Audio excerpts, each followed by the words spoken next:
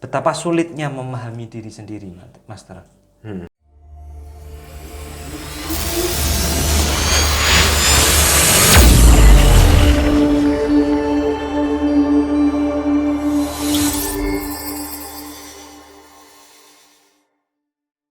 Assalamualaikum warahmatullahi wabarakatuh. Waalaikumsalam warahmatullahi wabarakatuh. Oke, pada video kali ini kita ada konsep video baru, Master, yaitu tentang kita akan membahas tentang permasalahan-permasalahan yang sering terjadi di kehidupan.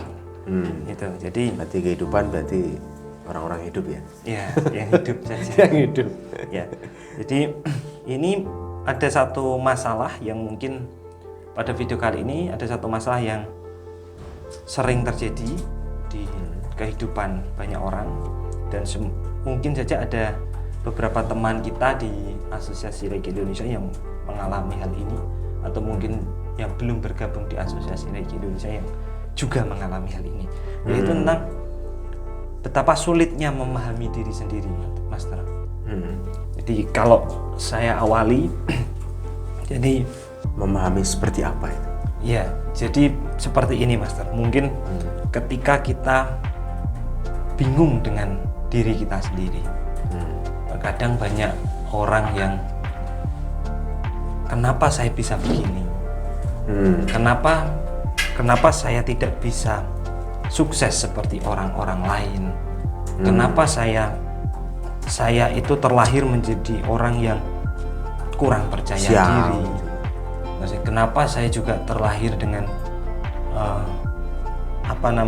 terlahir dengan kondisi yang tidak kaya, bisa jadi begitu.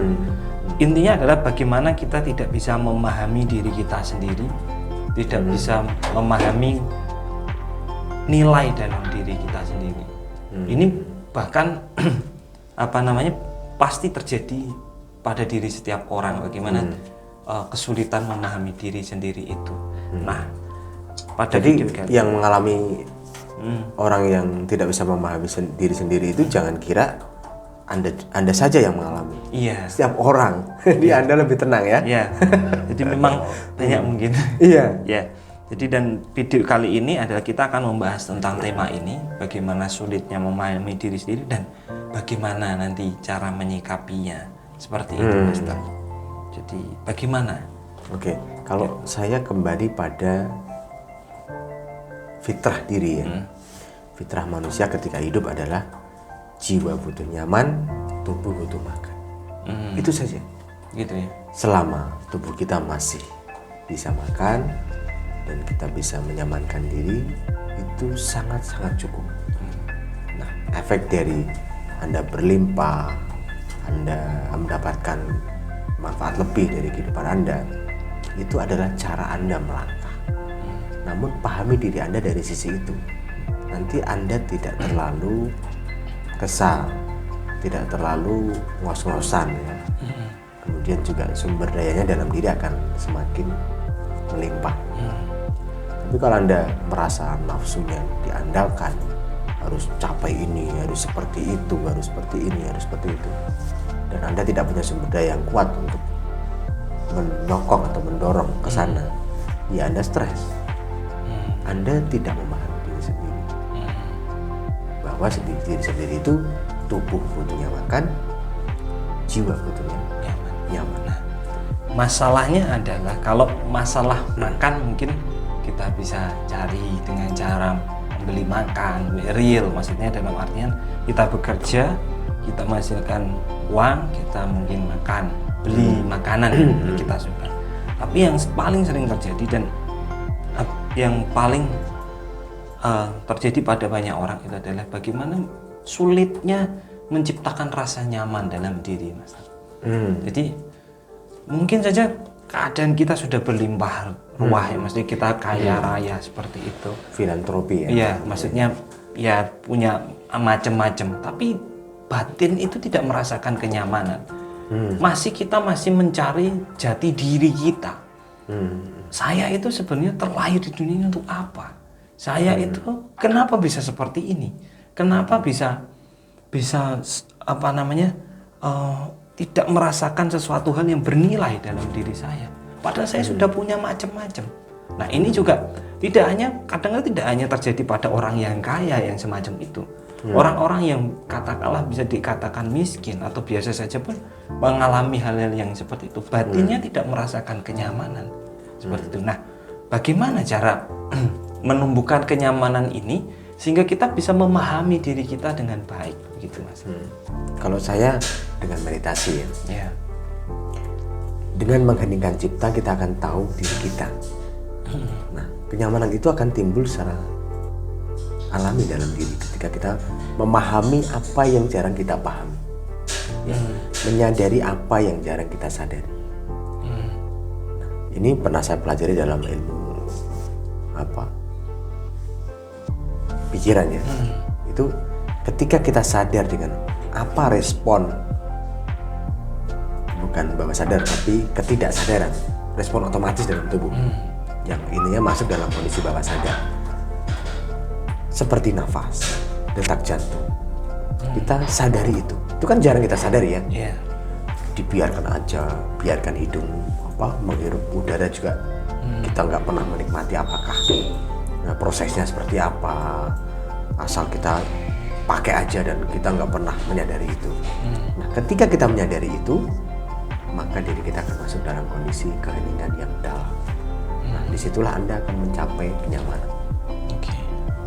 Jadi merasakan sesuatu hal atau menyadari sesuatu hal yang tidak bisa kita sadari, yang jarang kita sadari. Padahal ini justru adalah karunia yang besar dalam diri kita.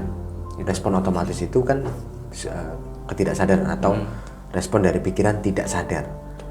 Namun ketika disadari, maka respon ini akan menjadi respon bawah sadar. Nah, disitulah ketika kita bisa menyadari bawah sadar, kita akan bisa mensugesti, bisa memberikan stimulus pada cakra kita untuk selalu nyaman. Gitu. Ya. Dan kalau saya boleh bertanya, Mas Tar, apakah menyadari itu sama dengan memahami, Mas Tar? Artian begini, ketika kita menyadari nafas kita, berarti kita juga memahami nilai Tuhan yang diberikan atas nafas kita. Kemudian ketika kita menyadari detak jantung kita, kita juga memahami betapa besar karunia Tuhan telah memberikan jantung yang terus berdetak dan memberikan kehidupan bagi kita.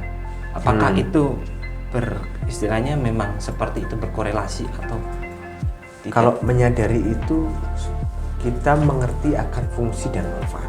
Oh gitu. Tapi kalau memahami itu sekedar tahu. Saya paham. Fungsi nafas adalah untuk kehidupan, bernafas. Tapi kalau menyadari, nafas itu masuk dalam hidung, melewati jalur pernafasan, masuk ke dalam paru-paru. Dengan segar, dengan segar dan nyaman, akhirnya membuat diri kita bahagia. Itulah yang disebut menyadari. Jadi lebih dalam. Okay. Kalau memahami asal paham saja. Saya habis makan gorengan jadi tidak masalah, Master. Jadi yang paling penting adalah, kita perlu menyadari hal-hal kecil dalam diri kita untuk meraih kenyamanan, begitu. Nah, dan dalam kasus video kali ini yaitu tentang cara memahami diri sendiri, itu adalah hal yang paling bisa kita lakukan, menyadari diri, maksudnya menyadari proses-proses dalam diri kita, kemudian secara tidak langsung atau secara langsung maka kita juga akan memahami diri kita sendiri, begitu atau bagaimana? Ya, dengan menyadari apa yang jarang kita sadari, memahami diri kita, maka secara langsung kita akan paham. Itu otomatis. Otomatis ya. Tidak perlu belajar memahaminya, tapi belajar menyadarinya. Oke, jadi lebih dalam. Jadi memahami diri itu secara pengetahuan, kalau menyadari itu kita memanfaatkan isi dari pengetahuan itu, menggali dan memberikan respon kepada diri kita untuk mengerti ya fungsi dan manfaat dari diri kita dalam kehidupan ini. Ya. Dan banyak kasus seperti ini, Mas. Jadi mungkin saja ketika kita ingin memahami atau menyadari diri kita sendiri, itu ada sumbatan-sumbatan, ada memori-memori, ada energi-energi negatif yang istilahnya mengganggu, menyumbat, membuat kita merasa seolah-olah apa yang selalu kita lakukan itu tidak bernilai, sesuatu yang kita lakukan tidak memberikan kenyamanan. Ada hal energi negatif yang selalu mengganggu seperti itu. Itu pun dulu pernah dalam pribadi saya, pernah saya alami sendiri, Mas. Bagaimana ketika saya ingin melakukan sesuatu, selalu saja ada semacam energi yang menghalangi untuk melakukan itu. Dan saya tidak bisa memahami diri saya. Kenapa saya tidak mampu? Kenapa saya tidak bisa seperti ini? Nah, menghilangkan energi ini sehingga kita bisa lebih cepat untuk menyadari diri kita dan otomatis paham dengan diri kita. Biar punya kontrol dalam mengatur energi negatif itu ya. Betul. Nah, ini biar tidak selain menggunakan meditasi, karena meditasi walaupun memang ini cara yang istilahnya bisa dilakukan diimplementasikan banyak orang dan memang bisa paling mudah untuk dilakukan, tapi kadang-kadang yang kesulitan adalah kita sulit untuk istiqomah, Mas. Jadi keberlanjutan ini yang agak susah, gitu. Nah, ini susah. Banyak orang yang kepingin cara yang lebih mudah dan gampangnya. Nah, dari Master apakah ada solusi untuk cara yang lebih mudah itu? Yang lebih mudah ya. Kalau menurut saya ada beberapa hal. Yang pertama, Anda bisa lakukan cari guru yang Anda tiru. Anda dekati guru itu, sandingi, sambangi ya. Kemudian curhat ke sana. Maka dengan Anda dekat orang-orang yang spiritualnya tinggi, Anda akan punya cara yang lebih mudah untuk mengontrol energi itu. Yang kedua, tanamkan belief, keyakinan kepada Tuhan Yang Maha Esa boleh ya. Kalau Anda tidak percaya Tuhan ya alam semesta, pada leluhur, pada dewa dewi dan yang Anda yakini sebagai kebijaksanaan tertinggi Anda selalu hadirkan dalam diri. Ini akan mengontrol diri Anda. Yang paling cepat ya belajar Reiki Kundalini. Karena ini akan insya Allah sesuai pencetusnya, ini adalah energi ilahi yang ada dalam diri yang akhirnya ketika kita bangkitkan itu langsung menyatu dengan kebaikan Tuhan, pencerahan Tuhan. Baik. Kemudian yang selanjutnya adalah dengan bergabung pada komunitas orang-orang baik. Ini secara tidak langsung Anda punya patok, punya jangkar. Oh, saya ke sana yang negatif. Oh, temanku gini kok. Nah, ini akan menjadi jangkar penghambat Anda. Sehingga Anda selalu positif dan akhirnya bisa memahami diri dengan baik. Ada lagi? Itu. Saya rasa itu. Ya, saya rasa itu yang memang penting untuk dilakukan. Jadi beberapa hal ini memang penting untuk dilakukan. Untuk sahabat semua yang menonton video kali ini, ya bisa melakukan cara-cara ini sehingga bisa menghilangkan energi negatif dalam dirinya, lebih cepat menyadari apapun yang ada dalam dirinya sehingga lebih memahami apa yang ada dalam dirinya atau potensi-potensi dalam hidupnya. Ya, akhirnya baik untuk kemajuan dan kebahagiaan hidup kita semua ya. Baik. Terima kasih Master atas pencerahannya kali ini pada video kali ini.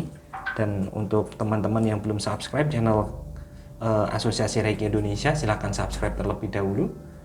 Nanti kami akan membahas tentang masalah-masalah tentang kehidupan lainnya, Master, di sesi ini.